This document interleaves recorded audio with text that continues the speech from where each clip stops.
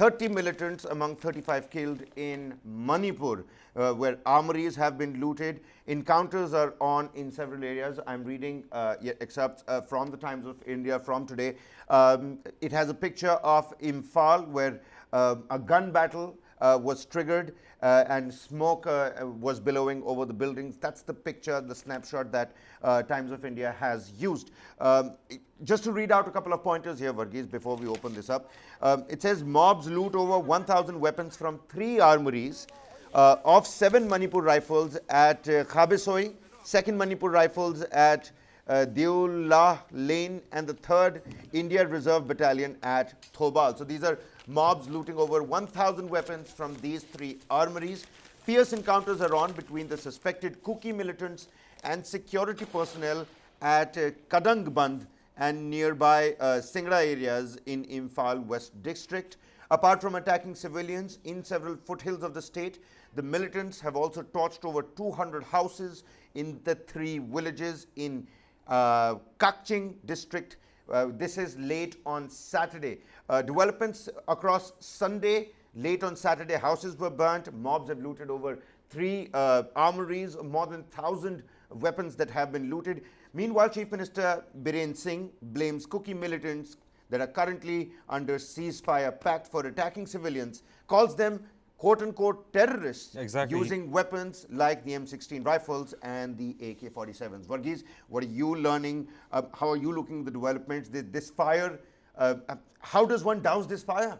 Well, now this becomes more complicated in Manipur. One is because, as I earlier had said, there were talks that were happening with the Kuki militants regarding some where they were about to come to terms, and then you have the Manipur violence breaking out, and then you have this kind of a situation where the operations have started against the Kuki militants. So what is happening on those talks with those Kuki militants is something that we are not sure of, and we should be in fact quite concerned about right now as we in fact see these operations taking place.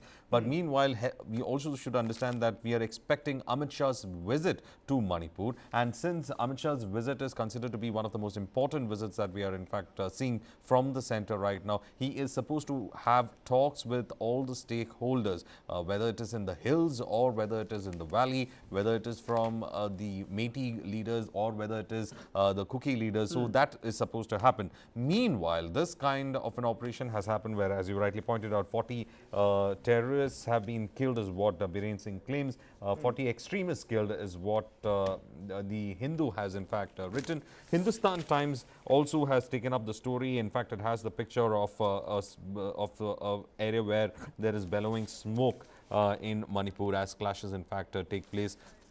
And also, there is some interesting statements that is in fact coming in when it comes to Biren Singh. He says that AK-47s and M16s and sniper rifles were being fired at civilians, and that is why they had to in fact go ahead with this kind of an operation against the Kuki militants. Said.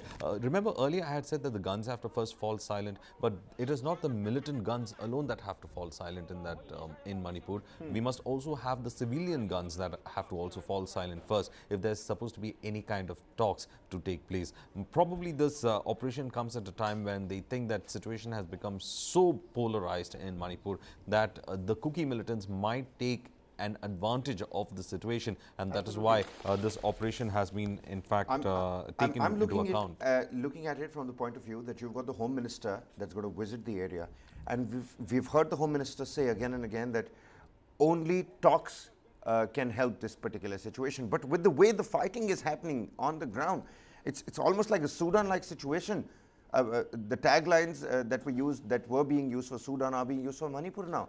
Billowing smoke, gunfire, gun battle on the streets. We were talking about how we don't need more boots to be deployed in Manipur. But with the situation that's unfolding, I think you require more boots than you have right now. Yes, you're right in that you require a lot of boots on the ground right now, because it is not only about peacekeeping that we are talking about. It is not only about, trying to bring some kind of having flag marches is one part of it. It is more about how to control those extremists who could take the situation, whether it is from the Meitei side or from the Kuki side, who could in fact spiral and keep this cycle of violence going. So probably it is an attempt to break the cycle of violence right now, but there is a huge trust deficit between the valley and the hills. There needs to be some kind of this thing that has to be taken into account on this, and you were rightly in fact pointing towards that. In fact, the Hindustan Times has also said that on Assam, on the visit by Amit Shah, it said that while Minister of State for Home Nityanand Rai has been in the northeastern state since Thursday, Union Home Minister Amit Shah is scheduled to visit Manipur on Monday to hold talks with the stakeholders to restore a sense of calm. Now, on Thursday, the Army, Assam Rifles and State Police began extensive combing operations in the state, which has been torn by violence. And on Saturday, Army Chief General Manoj Pandey reached the state for a 2-day visit to review the operations. So, if you look at this, we have the entire leadership involved in Manipur. They are trying to find out what is best that can be done when it comes to Manipur. Fresh clashes rock Manipur. 40 quote-unquote terrorists killed, says the Chief Minister. Hindustan Times quoting directly the Chief Minister. But I just, fail to understand. How do you have you've got 3 heavily guarded armories of the Manipur Rifles, that is various another worry. regiments. That You also is got another worry. the India Reserve Battalion. You've got is 3 another worry. armories that mob have just simply come and looted.